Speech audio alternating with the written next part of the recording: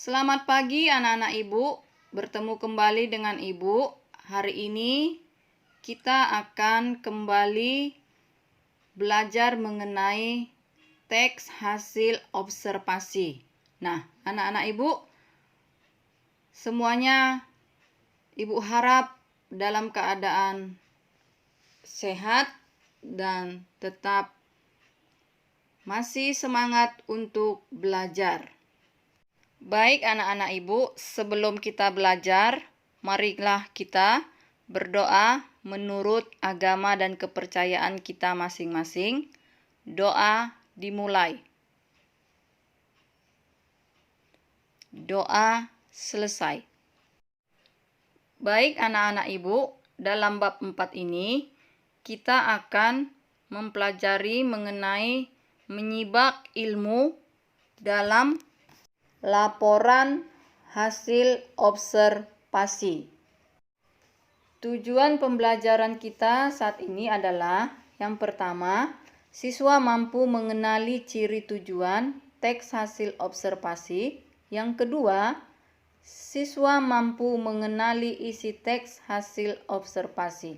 Nah, anak-anak Ibu, sekedar mengingatkan kembali, minggu lalu kamu sudah belajar mengenai teks prosedur, ya. Ibu harap dari teks prosedur itu kamu bisa kembali ulang di rumah supaya semuanya masih diingat dan kita juga masih bisa memahami materi yang akan kita pelajari hari ini, ya. Baik anak-anak Ibu. Nah, sekarang kita mau melihat mengenai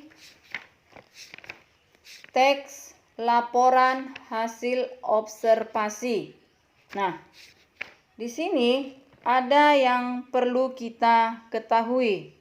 Apa itu? Yang pertama, kamu harus tahu apa itu tujuan teks hasil observasi. Yang kedua, apa itu isi teks hasil observasi. Nah, adapun tujuan teks laporan hasil observasi yaitu untuk menyampaikan informasi tentang objek atau konsep sesuai fakta dan data hasil pengamatan. Kemudian, isi teks laporan hasil observasi berisi informasi hasil pengamatan tentang sesuatu hal atau konsep secara umum berdasarkan fakta-fakta dan data-data yang sebenarnya, ya. Nah, ini nanti kita akan lihat di teks yang ada di bukumu di halaman 125 sampai halaman 128, yaitu teks pertama hutan bakau, yang kedua museum. Nah, sekarang kita boleh sama-sama perhatikan teks tersebut, ya. Jika ditinjau dari tujuan laporan hasil observasi hutan bakau, maka dapat kita lihat apa saja tujuan dari teks hasil observasi tersebut. Ya, ini masih mengenai hutan bakau. Nah, kalau kita lihat tujuannya dari teks ini, yang pertama sekali lihat anak-anak Ibu itu ada di paragraf pertama. Ya, paragraf pertama itu adalah kalimat utamanya. Indonesia menjadi negara dengan hutan bakau paling luas di dunia. Nah, sampai situ. Lalu, paragraf yang kedua, hutan bakau disebut juga dengan hutan mangrove. Lalu yang ketiga, hutan bakau terletak di wilayah pantai dan muara sungai. Lalu yang keempat, hutan bakau memiliki ciri yang khas.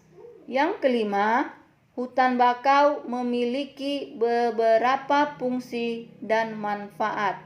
Dan yang terakhir atau paragraf yang terakhir, hutan bakau memiliki ciri khas. Nah, itu semuanya adalah tujuan dari teks laporan hasil observasi, ya. Setelah itu kita akan mempelajari mengenai isi teks laporan hasil observasi. Nah, isinya ini bisa kita lihat dari penjelasan yang ada dari setiap paragraf. Tadi ada 6 paragraf ya nak ya di hutan bakau itu. Nah, yang menjadi isinya adalah kita lihat kembali di paragraf 1. Menurut data Kementerian Negara Lingkungan Hidup, luas hutan bakau Indonesia mencapai 4,3 juta hektar. Ya. Kemudian yang kedua, hutan bakau merupakan bagian dari ekosistem pantai. Hutan bakau adalah hutan yang tumbuh di atas rawa-rawa berair payau dan terletak di garis pantai. Hutan bakau merupakan hutan yang tumbuh di wilayah pasang dan surut. Hutan bakau ini termasuk lingkup ekosistem pantai sebab terletak di kawasan perbatasan laut dan darat. Nah, masuk kita ke paragraf ketiga, ya. Isinya, tepatnya hutan bakau terletak di garis pantai. Dengan posisi hutan bakau yang berada di garis pantai, hutan ini dipengaruhi oleh keadaan air laut. Pasang surut laut mengubah kondisi hutan bakau. Hutan akan tergenang air di masa pasang dan akan bebas dari genangan air pada saat air surut. Habitat hutan bakau memiliki wilayah tanah yang tergenang secara berkala. Tempat tersebut juga mendapat aliran air tawar yang cukup dari daratan. Nah, setelah itu kita lihat yang keempat, ya. Hutan ini terlindung dari gelombang besar. Selain itu, hutan bakau juga terlindung dari arus pasang surut laut yang kuat.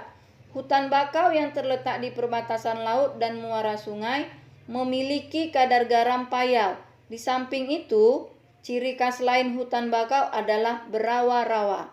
Nah, masuk kita ke paragraf yang kelima, ya. Ini penjelasannya sangat panjang ya. Oke, Ibu akan baca dari awalnya, nanti Ibu ambil langsung yang terakhir ya.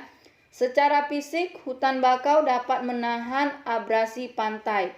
Pada saat datang badai, hutan bakau berfungsi sebagai penahan badai dan angin yang bermuatan garam. Sampai ke kalimat, hutan bakau juga menyediakan beberapa unsur penting bahan obat-obatan.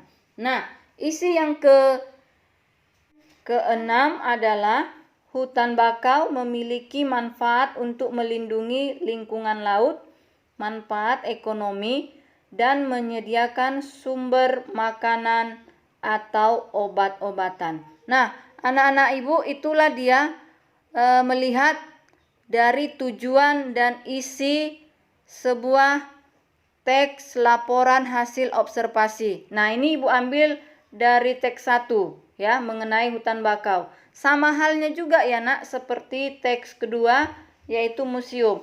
Kamu juga bisa melakukan hal yang sama, melihat dari paragraf pertama sampai paragraf yang terakhir di teks ini, sehingga kamu bisa lihat mana yang merupakan tujuannya dan mana yang merupakan isi dari laporan hasil observasi tentang museum. Oke? Mengerti ya anak-anak sampai situ? Nah, sekarang kita akan masuk ke bagian selanjutnya, yaitu mengenai mengidentifikasi ciri bahasa teks laporan hasil observasi. Nah, ciri bahasa teks laporan hasil observasi yaitu di dalam teks tersebut menggunakan istilah. Ya, menggunakan istilah.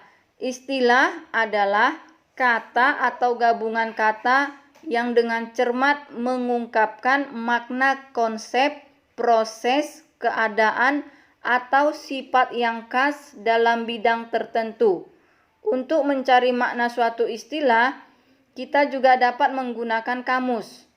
Bukan kamus umum, melainkan kamus istilah, ya. Ada kamus istilah ekonomi, ada kamus istilah kimia, kedokteran, politik, dan sebagainya. Nah, semuanya itu ada di dalam ciri bahasa teks laporan hasil observasi. Sebagai contoh ya anak-anak ibu, istilah biologi. Nah, ada kata abiotik, amputasi, anatomi, antioksidan, asimilasi. Semuanya itu dapat kita lihat istilah itu di istilah biologi dan dapat kita cari artinya ya. Istilah itu di kamus khusus biologi. Begitu juga di bidang yang lain ya. Paham ya nak ya? Oke, sampai situ materi kita. Nah, sebelumnya kamu boleh baca kembali mengenai istilah ini di halaman 129 sampai di halaman 130. Sudah? Oke. Nah, anak-anak ibu, setelah membaca ini, ibu harap kamu memahami apa yang dimaksud dengan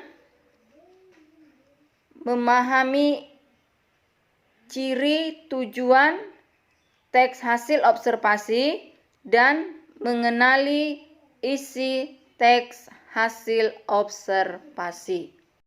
Baik anak-anak ibu, dari penjelasan ibu dari awal tadi bisa kita buat kesimpulannya ada 1.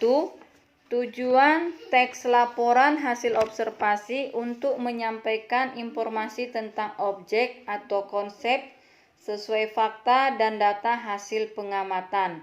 Kedua, isi teks laporan hasil observasi berisi informasi hasil pengamatan tentang suatu hal atau konsep secara umum berdasarkan fakta-fakta dan data-data yang sebenarnya.